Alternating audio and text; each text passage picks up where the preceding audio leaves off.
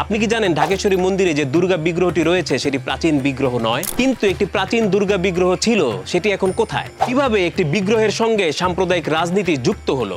আজকে শোনাবো ঢাকেশ্বরী মন্দিরের সেই ঐতিহাসিক বিগ্রহের পেছনের অনন্য গল্প।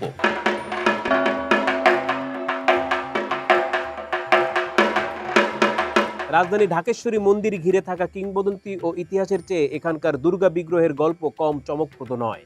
মন্দিরে দেবদেবীর স্থায়ী প্রতিমাকেই বিগ্রহ বলে। একটি অষ্টধাতুর তৈরি 10 ভুজার দুর্গা ঢাকেশ্বরী মন্দিরের বিগ্রহ। এই দুর্গা প্রতিমার দীর্ঘ ইতিহাস তো রয়েছে, সঙ্গে যুক্ত হয়েছে সাম্প্রদায়িক রাজনীতি। মন্দিরে যে প্রতিমাটি রয়েছে সেটি তৈরি করা হয়েছিল 1991 সালে। এটি আসলে রেপ্লিকা বা প্রতিরূপ। সবচেয়ে প্রাচীন দেবী মূর্তিটি নিরাপত্তার জন্য 1947 সালে নিয়ে যাওয়া হয় কলকাতায়। আর এখন যে রেপ্লিকাটি ঢাকেশ্বরী মন্দিরে রয়েছে সেটিও প্রথম রেপ্লিকা নয়। দেশভাগের সময় মূল দেবী মূর্তিটি কলকাতায় নেওয়ার পর 1948 সালে প্রথম রেপ্লিকা তৈরি করা হয়। 47 নিয়ে গেল 1948 সালে। তখন তো বিগ্রহ নিয়ে যাওয়ার পরে ঘটে পুজো করত। সেই সময় যে সেবায় আমাদের হেমচন্দ্র চক্রবর্তী, তিনি একটি অষ্টধাতুর বিগ্রহ প্রতিস্থাপন করেন।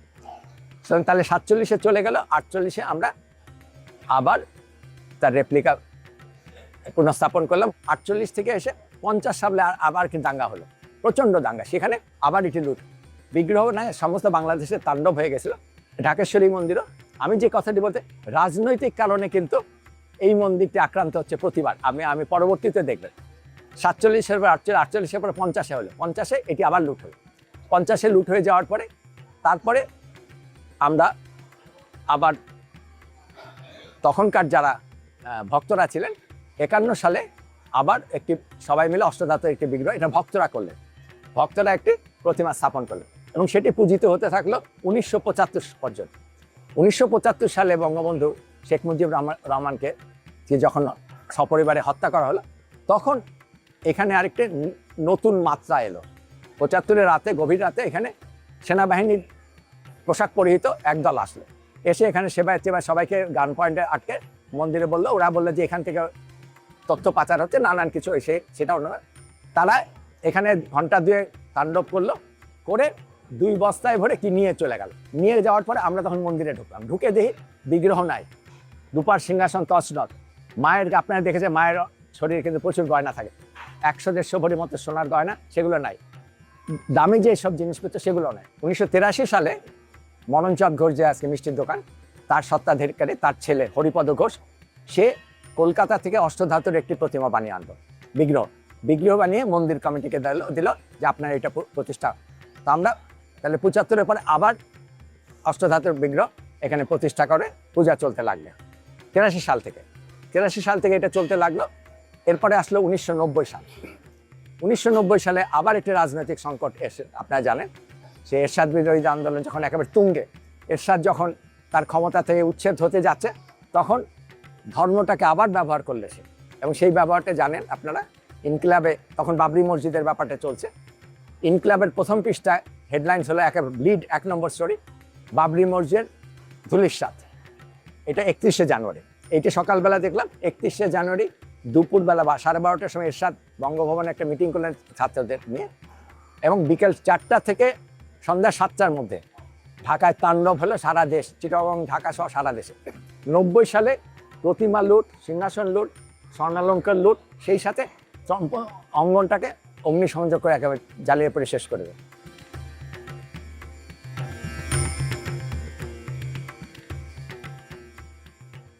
'91 সালে আমাদের 2জন ভক্ত, বিশিষ্ট ব্যাংকার দিলীশ দাশগুপ্ত চিটাগংয়ের, তিনি ঢাকার শ্রীরাম ব্যাংকে ছিলেন, আর ডাক্তার অরূপ রঞ্জন চৌধুরী ডাক্তার দিলীপ দাশগুপ্ত দিলেন বিগ্রহ, অষ্টধাতুর বিগ্রহ, এবং সিংহাসনটি দিল অরূপ রঞ্জন চৌধুরী।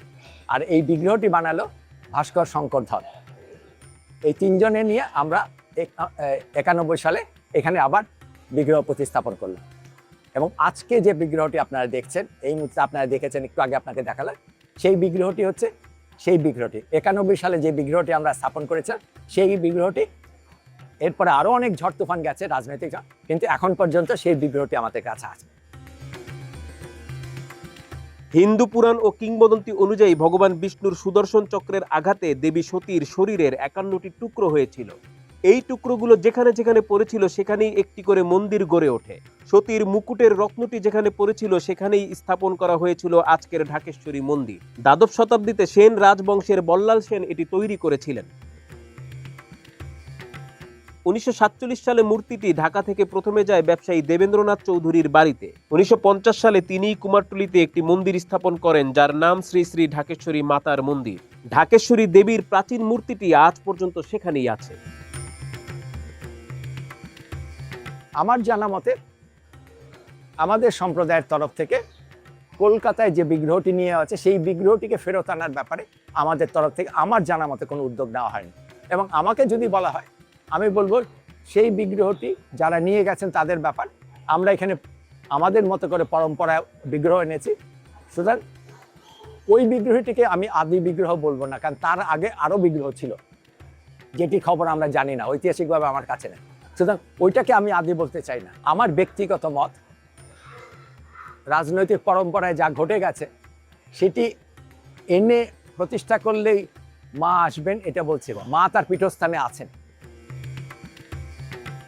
অনেকের মতে দেবী ঢাকেশ্বরীর নাম থেকেই রাজধানী ঢাকার নামকরণ হয়েছে। ঢাকার ঢাকেশ্বরী হোক কিংবা কলকাতার, এই মূর্তির সঙ্গে জড়িয়ে আছে ঢাকার ইতিহাস, দেশভাগের বেদনা এবং সাম্প্রদায়িক সহিংসতার উত্তাপ। সুদীপ্ত সালাম, চর্চা, ঢাকা।